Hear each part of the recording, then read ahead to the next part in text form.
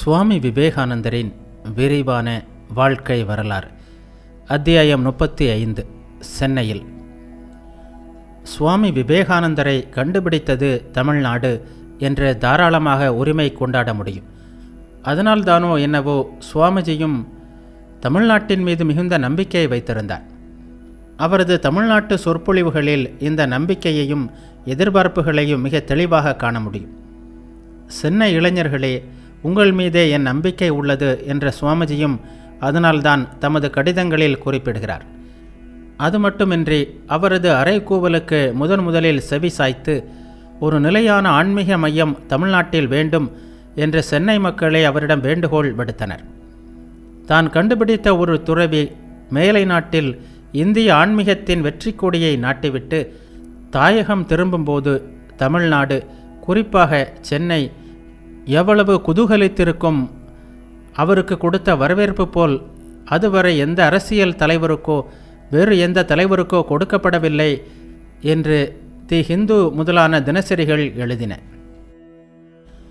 சுவாமிஜியை வரவேற்பதற்கான ஏற்பாடுகள் 1896 டிசம்பர் இறுதியில் துவங்கப்பட்டன.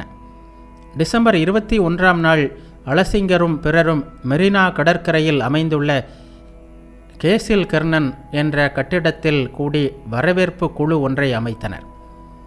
சுவாமிஜியின் சீடர்களான அலசிங்கர், பாலாஜிராவ், பி. சிங்காரவேலு முதலியார் ஆகியோருடன் சென்னையில் முக்கிய பிரமுகர்களான P. Bhashyam Iyengar, P. Krishnaswami Iyer, V. C.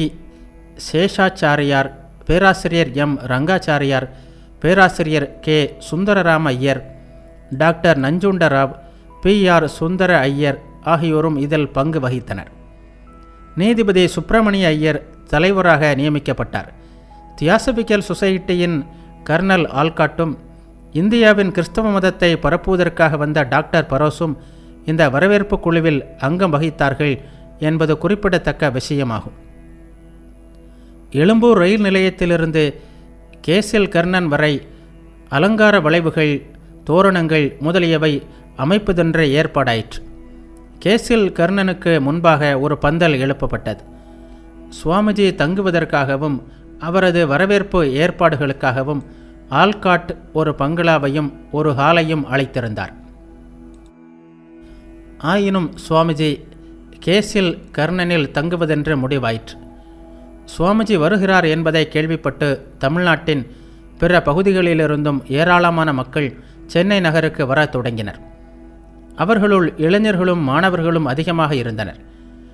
வெளியூரிலிருந்து தேர்வுகள் எழுதுவதற்காக வந்த மாணவர்கள் பலர் தேர்வுகள் முடிந்த பிறகும் சுவாமிஜியை தரிசிப்பதற்காக சென்னையிலேயே தங்கினர். விடுதி வாடகை அதிகரிப்பதையும் உடனடியாக வருமாறு பெற்றோர் வற்புறுத்துவதையும் பொருட்படுத்தாமல் அவர்கள் சுவாமிஜிக்காக காத்திருந்தனர். நாட்கள் நெருங்க நெருங்க சுவாமிஜி எப்போது வருகிறார் என்ற கேள்வி அனைவர் மனதிலும் எழுந்து நின்றது. சென்னைக்கு அருகில் ஒரு ரயில் நிலையத்தில் சுவாமிஜியை தரிசிப்பதற்காக மக்கள் தண்டவாளத்தில் படுக்க நேர்ந்தது பற்றி ஏற்கனவே கண்டோம். அந்த கூட்டத்தில் இருந்தார் சூரஜ் ராவ் என்ற இளைஞர். மகாராஷ்டிராவை சேர்ந்த இவர் சுவாமிஜி தாயகம் திரும்பியதை கேள்விப்பட்டு அவரை காண வந்திருந்தார். ரயில் நிலையத்தில் அவரை கண்ட பிறகு சென்னைக்கு வர எண்ணினார் அவர். ஆனால் அவரிடம் பயணத்திற்கான பணம் இல்லை. எனவே அவர் கடற்கரை வழியாக நடக்க தொடங்கினார். வழியில் மீனவர் குடிசைகள் இருந்தன. எல்லா குடிசைகளிலும் வரிசையாக விளக்குகள் ஏற்றப்பட்டு அந்த பகுதி ஒளிமயமாக காட்சி அளித்தது. காரணம் புரியாத சூரஜ் ராவ் அங்கே ஒருவரிடம் அது பற்றி கேட்டார். ஏன், உங்களுக்கு தெரியாதா? சென்னைக்கு ஜெகத்குரு வருகிறார் என்று பதில் வந்தது. சுவாமிஜியின் வரவு பற்றி ஏழை மீனவர்களும் அறிந்திருப்பது அவருக்கு மிகுந்த ஆச்சரியத்தை தந்தது. எழும்பூர் ரயில் நிலையம் முதல் மெரினா வரை அலங்காரங்களும் தோரணங்களும் அழகு செய்தன. விவேகானந்தர் நீடூடி வாழ்க, இறைவனின் தொண்டர் வாழ்க, பண்டைய முனிவர்களின் தொண்டன் வாழ்க, புதிய பாரதம் வாழ்க, சுவாமி விவேகானந்தருக்கு நல்வரவு, அமைதியின் தூதுவனுக்கு நல்வரவு, ராமகிருஷ்ணரின் உன்னத புதல்வனுக்கு நல்வரவு, அரசிலம் குமாரனுக்கு அன்பான வரவேற்புகள் என்றெல்லாம் வாசகங்கள் கொண்ட 17 அலங்கார வளைவுகள் வழியில் எழுதப்பட்டன.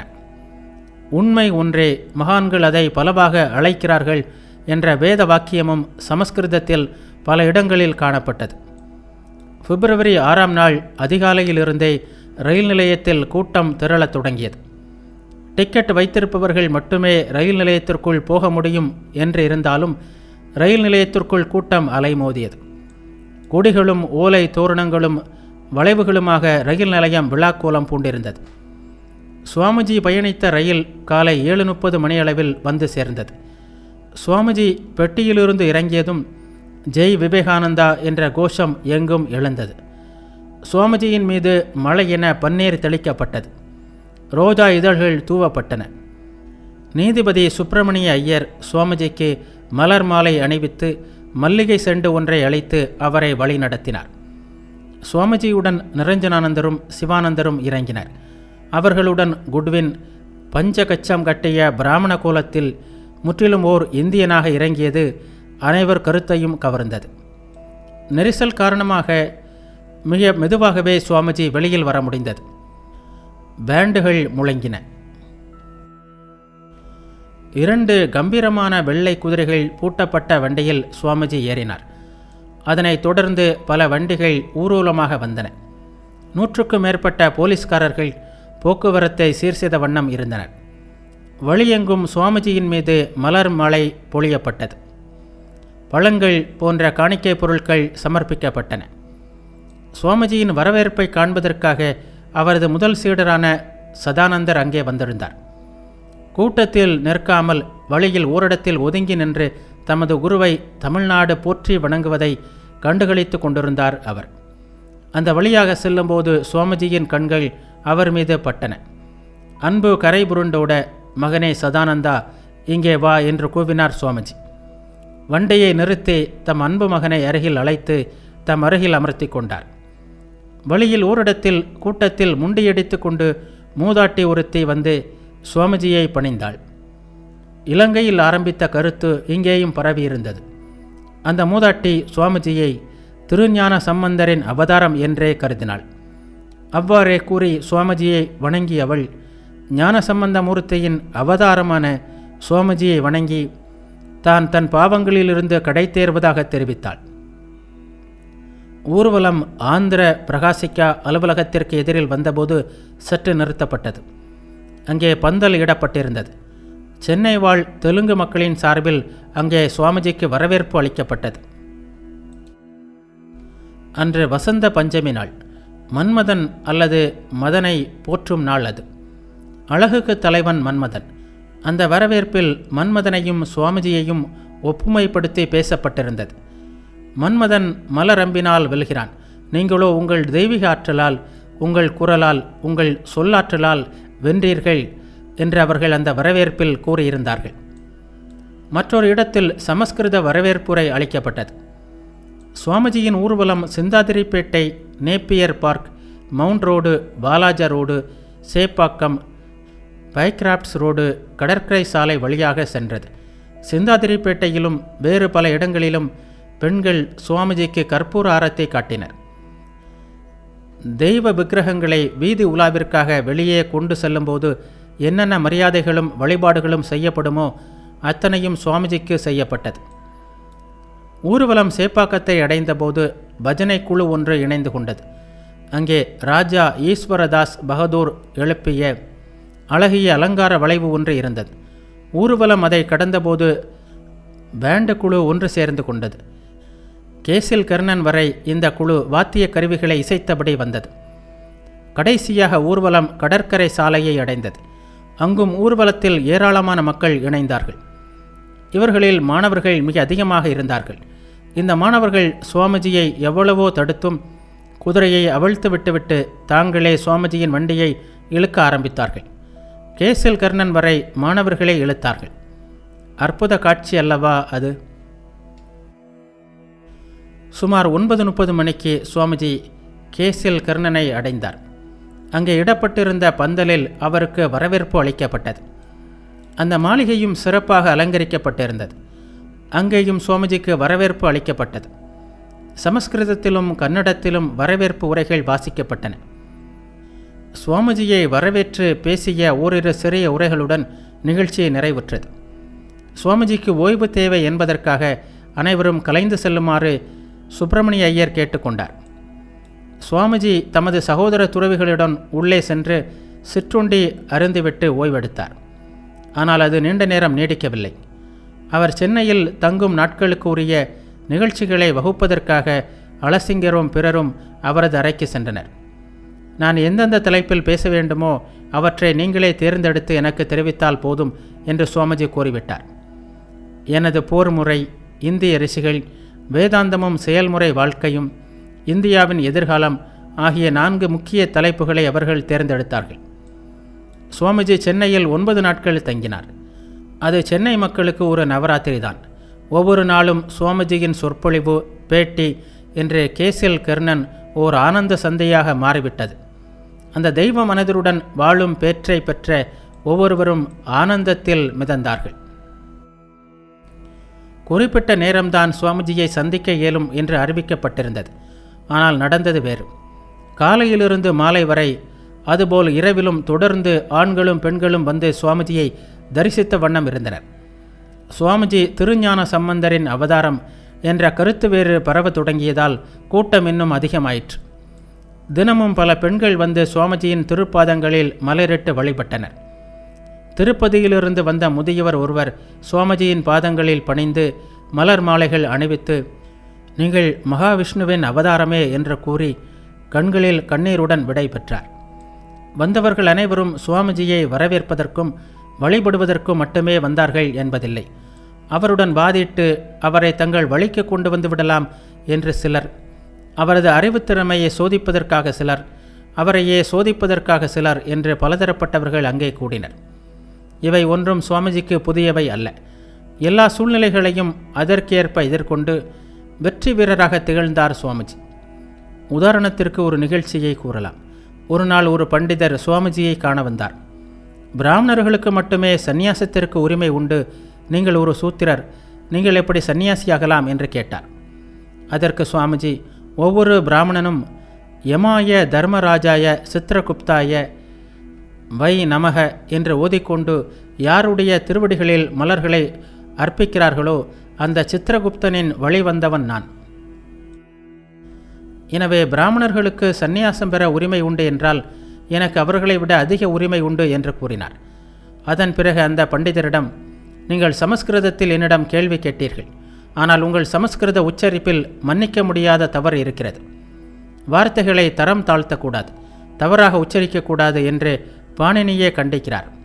எனவே இந்த விவாதத்தை தொடரும் தகுதி உங்களுக்கு இல்லை என்று கூறி விவாதத்திற்கு முற்றுப்புள்ளி வைத்தார். பிப்ரவரி 7 கேள்வி பதில் நடந்தது. காலையில் சுமார் 200 பேர் கேசில் கர்ணனுக்கு முன்னால் போடப்பட்டிருந்த பந்தலில் கூடினார்கள். அன்று கேள்வி பதில் நிகழ்ச்சி நடைபெறுவதாக இருந்தது. மனதிற்கும் ஜடப்பொருளுக்கும் உள்ள வேறுபாடு என்ன, கடவுளுக்கு உருவம் உண்டா இல்லையா போன்ற பல கேள்விகள் கேட்கப்பட்டன. சுவாமிஜி அனைத்திற்கும் பொறுமையாக தெளிவாக பதிலளித்தார். காலை 9 மணியளவில் நிகழ்ச்சி நிறுத்தப்பட்டு மீண்டும் மாலையில் தொடரும் என்று அறிவிக்கப்பட்டது. மாலையில் திருப்பத்தூரிலிருந்து சைவர்கள் சிலர் வந்திருந்தார்கள். அத்வைத நெறி சம்பந்தமாக ஒரு கேள்வித்தாளுடன் வந்தார்கள். சுவாமிஜி அவர்களுக்கு பதிலளிக்க தயாரானார். கேள்வி: வெளிப்படாமல் இருக்கின்ற பரம்பொருளிலிருந்து வெளிப்பட்டு தோன்றுகின்ற இந்த உலகம் எப்படி தோன்றியது? பளிச்சென்று வந்தது சுவாமிஜியின் பதில். எப்படி, ஏன், எங்கிருந்து போன்ற கேள்விகள் உலகத்தை சார்ந்தவை. பரம்பொருளோ உலகத்தை கடந்தவர். மாற்றங்கள், காரணக்காரிய நீதி போன்றவற்றை கடந்தவர். எனவே உங்கள் கேள்வி சரியானதல்ல. சரியான கேள்வியை கேளுங்கள், பதில் சொல்கிறேன் என்றார். இவ்வாறு அவர்கள் கேள்விகள் ஒவ்வொன்றிற்கும் தகுந்த பதில் தாமதமின்றி வந்தது. கேள்விகள் கேட்டு இவரை திணறடித்து விடலாம், மடக்கி விடலாம் என்றெல்லாம் யாராவது நினைத்திருந்தால் அது தவறென்று அப்போது நிரூபணம் ஆயிற்று. கேள்வி கேட்டவர்கள் அமைதியானார்கள். கேள்விகள் அனைத்திற்கும் கம்பீரமாக பதிலளித்த சுவாமிஜி பிறகு கருணையின் வடிவானார். அமைதியாக கூறினார், கடவுளுக்கு தொண்டு செய்வதற்கும் அவரை நாடுவதற்கும் மிக சிறந்த வழி ஏழைகளுக்கு சேவை செய்வதுதான். பசித்தவர்களுக்கு உணவளிப்பது, துன்பத்தில் வாடுபவர்களை தேற்றுவது, வீழ்ந்தோரையும் ஆதரவற்றவர்களையும் கை கொடுத்து காப்பது, நோயாளிகளை கவனித்து தொண்டு செய்வது, இவைதான் வேண்டியவை. சுவாமிஜியின் இந்த அன்பு குரலை கேட்ட பிறகு மனம் நெகிழ்ந்த சைவர்கள் புறப்பட்டார்கள். அவர்களுக்கு அன்று ஆன்மீகம் பற்றிய ஒரு புதிய ஒளி கிடைத்தது என்பதை அவர்களது முகம் காட்டியது. பின்னர் சுவாமிஜியின் மீது இயற்றப்பட்ட சமஸ்கிருத கவிதை ஒன்று வாசித்து அளிக்கப்பட்டது. மீண்டும் கேள்விகள் தொடர்ந்தன. கேள்வி: வினை, விதி இரண்டிற்கும் வேறுபாடு என்ன? சுவாமிஜி கூறினார், வினை என்பது ஒருவர் செய்த செயல்களின் விளைவு. விதி என்பது யாரோ ஒருவர் நம் மீது திணிப்பதாக கருதப்படுவது. வினை என்பது நாம் செய்கின்ற செயல்களின் விளைவாக இருப்பதால் நம்மால் அதனை மாற்றியமைக்க முடியும். அதாவது நம் வினையை நாம் நிர்ணயித்து கொள்ளலாம். ஆனால் விதி எதிர்மறையானது. நம் வாழ்க்கையை நாம் விரும்புவது போல் அமைத்து கொள்ளலாம் என்ற கருத்தை அது மறுக்கிறது. அன்றைய கேள்வி பதில் நிகழ்ச்சி பேராசிரியர் பி. லட்சுமி நரசு கேட்க ஆரம்பித்த பிறகு சூடு பிடித்தது. அவர் புத்த மதத்திற்கு மாறியவர். அவரது நண்பரான என். கே. ராமசுவாமி ஐயர் ஏற்கனவே தி அவேக்கனர் ஆஃப் இந்தியா, இந்தியாவை வெளிப்புணர்த்தும் பத்திரிகை என்ற பெயரில் பத்திரிகை ஒன்றை நடத்தி வந்தார். அதில் நகசு கட்டுரைகள் எழுதி வந்தார். இப்போது சுவாமிஜியின் துணையுடன் பிரபுத்த பாரதம், விழிப்புற்ற இந்தியா என்ற வேதாந்த பத்திரிகை ஆரம்பிக்கப்பட்டிருப்பது நரசுக்கு பிடிக்கவில்லை. சுவாமிஜியின் பணிகள் இந்தியாவை வெளிப்புற செய்யவில்லை, மாறாக தமது பத்திரிகையே இந்தியாவை வெளிப்புற செய்கிறது என்பது ராமசுவாமி ஐயரின் கருத்து. எனவே பௌத்த மத கருத்துக்கள் மற்றும் வேதாந்தம் பற்றிய விவாதம் ஒன்று தேவை என்று நரசு கேட்டுக்கொண்டார். சுவாமிஜி அதனை ஏற்றுக்கொண்டார். வேதாந்தம் பற்றி நரசுவின் ஒவ்வொரு மறுப்புகளையும் தனித்தனியாக எடுத்துக்கொண்டு தகுந்த பதில்